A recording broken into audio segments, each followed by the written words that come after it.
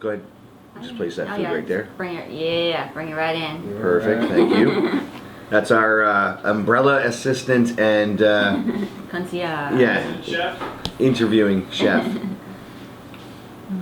So we're actually rolling now? Yeah, we've been rolling, wicked. for like Good. 30 seconds. I'm mesmerized with the food. All right, welcome back to a episode of Bullets and Poutine.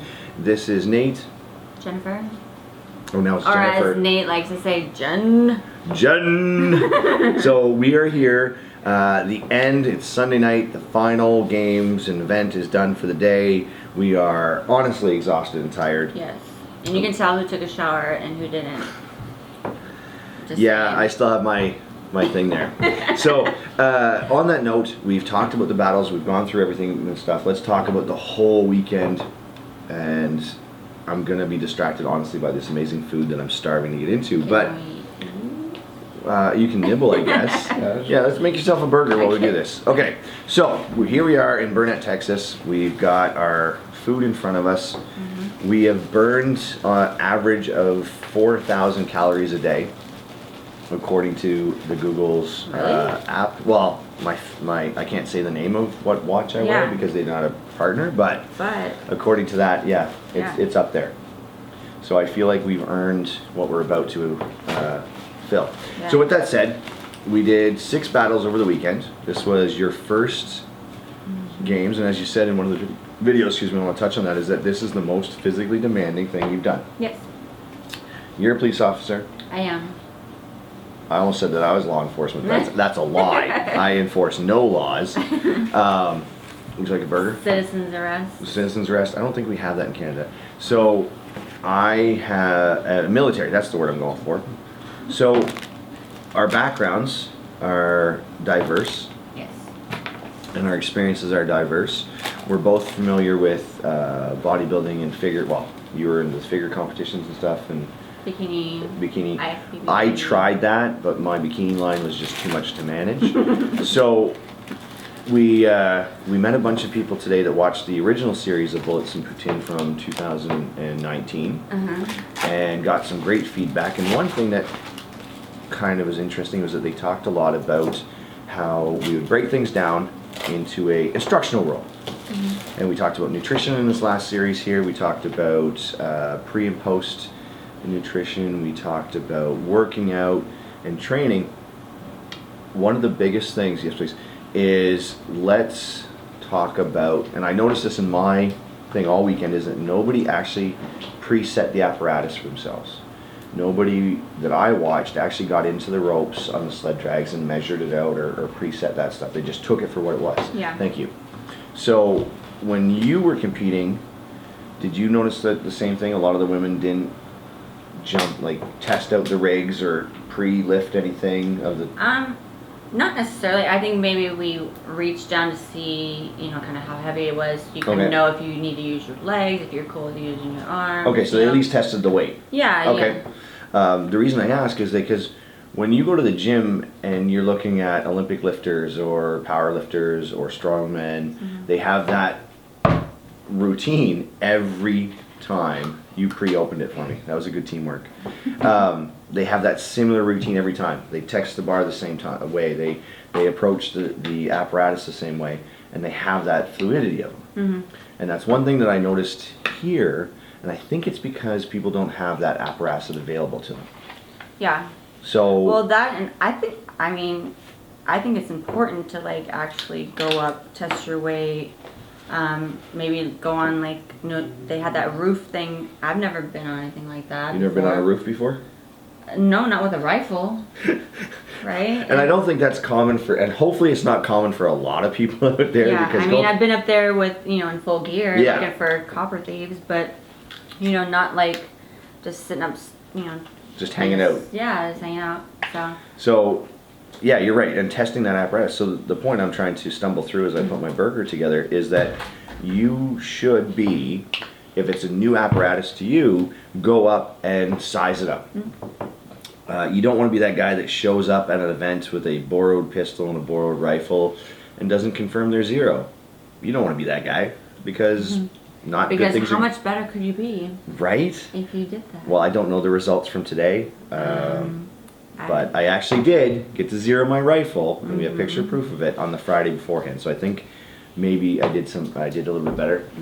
That's okay. I can't even open this part now. So with this all said and done, Yes. and we talked about testing your stuff, that's the during. Now that it's over, it's done, and you're gonna sleep on the drive home. I hope. What is gonna be your approach to training moving forward? Definitely wearing more gear than just my, stretchy pants and t-shirt. Like actually throwing on some weighted vests and using, even like, so for me, I work out on my lunch break.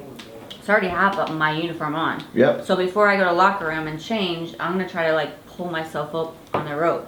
Okay. Or what else? There's other things I can do, like drag the bag or something real quick, and then go change and then get my workout in, just so I don't, because I have to, you have to be careful about injuring myself. Yeah, too, obviously, right? because So, you're working still. Yeah, but like to start building up to that. When we were in jump school, we had a chin-up bar that we had, and this is going back way long time ago, back when airplanes were fueled by diesel at best. Is we would have a chin-up bar that every time you went by it, you would do 2.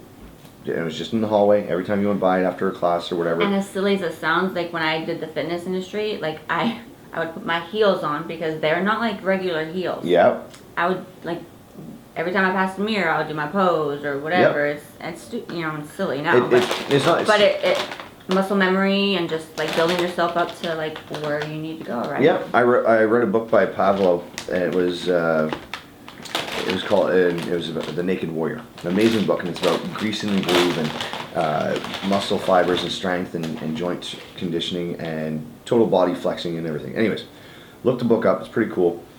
The one thing that he did was called greasing the groove. So when I was getting ready for some sort of PT test at work, I would have my chin-up bar in my basement. So every time I go downstairs to change the laundry, grab something from the freezer or whatever, I would do a pull-up.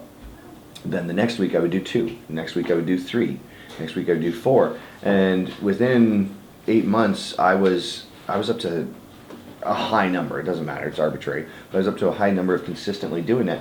And I would be strict with myself. So if I grab something from the freezer, go upstairs and be like, oh shit, I forgot the corn or whatever, and go back downstairs and get it, I would force myself to do another set. Yeah. And that greases the groove and that builds you for it. So And also helps you remember not to forget things down there. it helps the memory. Because this event, I got my first failure to follow instruction. Yeah, me too. Yeah, well, It's alright. yeah. I mean, So it happens. But you gotta have first every time, right? So with that said, the training and approaching of it, that's a great way to do it, is throw in things throughout your day.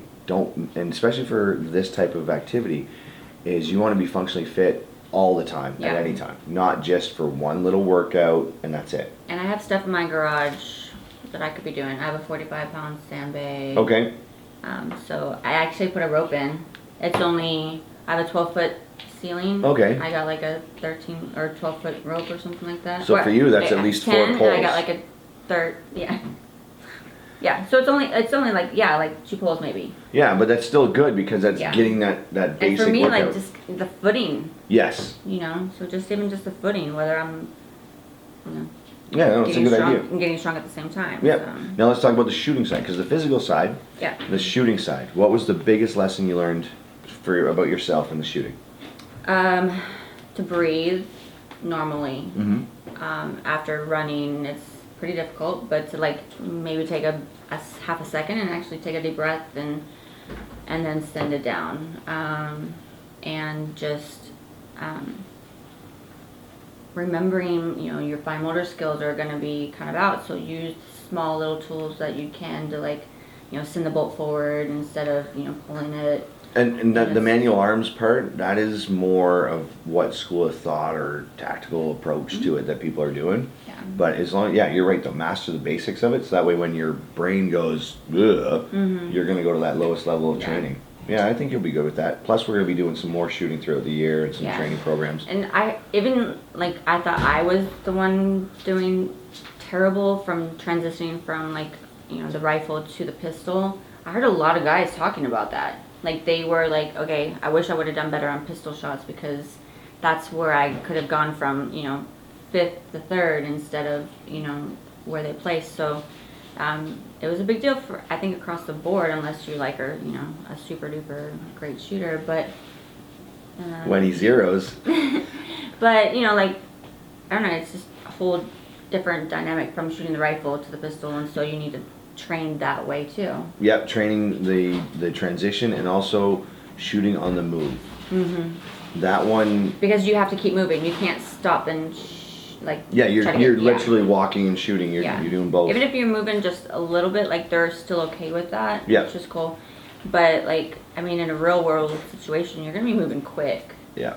And so that's why, you know, you hear a lot of officers that, you know, shoot like, you know, kind of sporadic, and then they think they only shot like 5 shots when they really shot like 10, you know, because they're trying to get them off so quickly. Yeah. But so a lot of good lessons. yeah. Dear Diary. Dear Diary, thank you so much. So on that note, like I said, 2020, we've got some cool stuff coming down the pipe. Okay. We've got more games, more shooting competitions that we're going to be going to, hopefully, and more cool projects to present to you.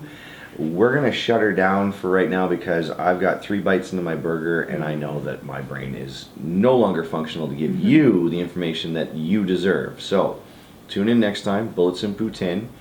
Huge thank you. Yes, to Radical Firearms. Stop that. Just do it. Just do it. A-TACS CAMO, NOUS Defiance LLC, and to the items that were provided by B5 Systems and Primary Arms. Thank you very much. We appreciate you guys. Behind the camera. Oh, can you let me get through this? Mm-hmm. I have a flow here. Okay. Okay. My bad. Now I don't know where I was. It's the food. So much going on. So tired, and that's what happens when you exert yourself. So stay hydrated. Stay dirty. Thank you for watching Bullets and Poutine. Tom's behind the camera producing it. Mel's in the kitchen cooking. We've got burgers here. We're going to see you soon because there's going to be more coming down the pipe. Thank you.